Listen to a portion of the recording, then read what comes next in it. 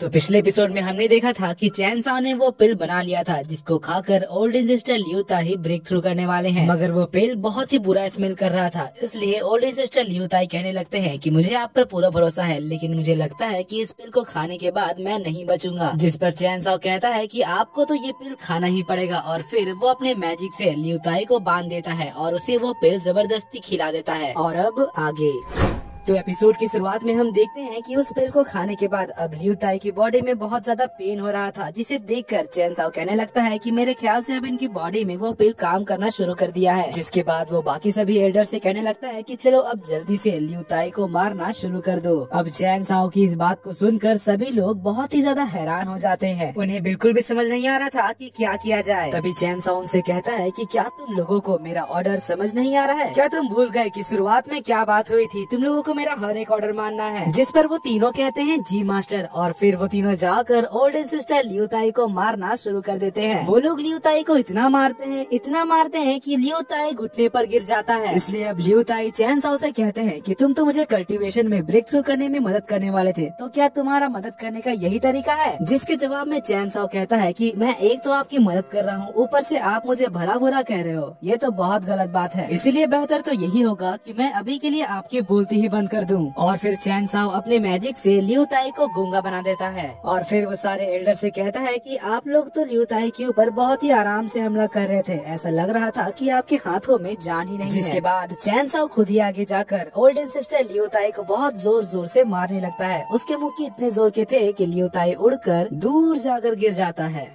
तो अब ये देखकर महाराजा आगे आकर चैनसॉ से कहने लगते हैं कि अगर आप इसी तरह से हमारे ओल्ड सिस्टर लियू ताई को मारेंगे तो फिर वो मर जाएंगे। तो चैनसॉ महाराजा को बताता है कि यही तो मेरा प्लान है, मैं तो ओल्ड सिस्टर लियू ताई को जान से मारना चाहता हूँ। तो अब ये सुनकर महाराजा बहुत ज्यादा हैरान हो जाते हैं, और लियू ताई भी चैनसॉ की बातें सुनकर बहुत ज्यादा गुस्सा हो रहा था और उनकी बॉडी में एनर्जी का फ्लो बढ़ जाता है। तो फिर ये देखकर चैनसॉ उन तीनों एल्डर से कहता है कि देखो, इनकी बॉडी में लगता है अभी भी थोड़ा दम बाकी है, तो फिर क्यों ना तुम तीनों जाकर इन्हें इतना मारो कि ये मर ही जाए। जिस पर वो तीनों जी मास्टर कहकर लियू ताई को मारने चले जाते हैं। और फिर अब तो वो तीनों भी लियू ताई को जोर जोर से मार रहे थे। तो फिर ये देखकर अब महाराजा खुद को रोक नहीं पाते और फिर वो उनकी मदद करने के लिए जाने लगते हैं। लेकिन चैनसॉ आगे आकर उनका रास्ता रोक लेता है और उनसे कहता है कि क्या आप अपना प्रॉमिस भूल गए? आपने कहा था कि आप मेरे ट्रीटमेंट के बीच में कोई भी इंटरप्शन नहीं करेंगे। इसलिए महाराजा को ना चाहते हुए भी रुकना पड़ता है। वहीं दूसरी तरफ अब हम देखते हैं कि लियू ताई बहुत ज्यादा गुस्सा हो गया था, जिस वजह से उनके बॉडी में एनर्जी का फ्लो बहुत ज्यादा बढ़ जाता है, जिसको देखकर तीनों एल्डर्स रुक जाते हैं। और फिर लियू ताई अपने पावर से चैनसॉ के मैजिकल बेड़ियों को तोड़ देता है, जिसके बाद वो तुरंत चैनसॉ को जान से मारने के लिए आगे बढ़ता है। लियू ताई के पहले वाले अटैक को तो चैनसॉ अपने नए आर्मर के इस्तेमाल से बड़े ही आसानी से रोक लेता है, मगर उसका दूसरा वाला हमला काफी ज्यादा पावरफुल था, तो फिर उसको चैनसॉ डॉज करने के लिए पीछे हट जाता है। तो फिर ये देखकर लियू ताई कहते हैं कि तुम अपने आप को कहते हो कि तुम जासूस नहीं हो, तो फिर तुम मुझे ये बताओ कि तुमने ऐसा आर्मर क्यों पहन रखा है? ऐसा आर्मर कोई भी नॉर्मल अल्केमिस्ट नहीं पहनता है, ऐसा आर्मर तो वॉर में इस्तेमाल किया जाता है। और फिर कहता है कि अब तो मैंने डिसाइड कर लिया है कि जब तक मैं तुम्हें जान से नहीं मार दूं तब तक मैं चैन से नहीं बैठने वाला। और फिर वो चैनसॉ को मारने के लिए ऊपर हवा में कूदकर एक बहुत ही पावरफुल अटैक तैयार करने लगता है। तो फिर चैनसॉ उससे बोलता है कि आप मुझ पर हमला करने से पहले एक बार खुद के बॉडी को ध्यान से देख लीजिए। तो ये सुनकर लियू ताई नीचे उतर जाता है और फिर वो अपने बॉडी को चेक करने लगता है। तो उसे पता चलता है कि अब वो मार्शल किंग लेवल 7 के रैंक से ब्रेक थ्रू कर चुका है। उन्हें तो बिल्कुल विश्वास ही नहीं हो रहा था कि आखिर ये सब हुआ कैसे। और फिर हम देखते हैं कि उनके बॉडी में बहुत ज्यादा एनर्जी बढ़ गई थी, जिस वजह से उनकी बॉडी से एक बहुत ही खतरनाक और पावरफुल ऑरा ब्लास्ट होती है, जिसे देखकर महाराजा और वो तीनों एल्डर्स आगे आ जाते हैं। अब यहाँ पर लियू ताई चैनसॉ से पूछने लगते हैं कि आखिर यहाँ पर हुआ क्या, मुझे तो बिल्कुल भी समझ नहीं आ रहा है। जिस पर चैनसॉ उन्हें मॉक करने के लिए कहता है कि क्या अब आप मुझे मारना नहीं चाहते? जिसके जवाब में ओल्ड सिस्टर लियू ताई कहते हैं कि मास्टर चैनसॉ प्लीज मुझे माफ कर दीजिएगा, मैंने आपके काम करने के तरीके पर शक किया। तो फिर चैनसॉ उनसे कहता है कि तुम्हें अपने वॉयलेंट नेचर पर ध्यान देना होगा, वरना फिर अगली बार से मुझे भी कोई और तरीका आजमाना पड़ेगा तुम्हारे गुस्से को शांत करने के लिए।